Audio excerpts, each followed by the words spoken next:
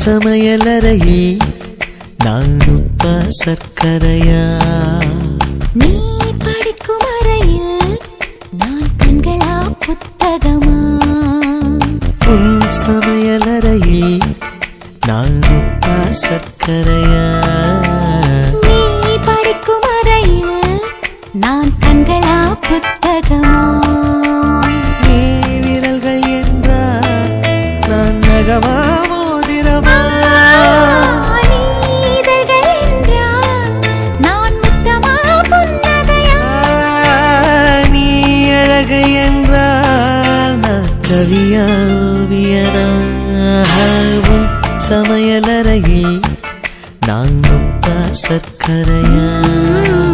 நீ படிக்கும் அறையில் நான் கண்களா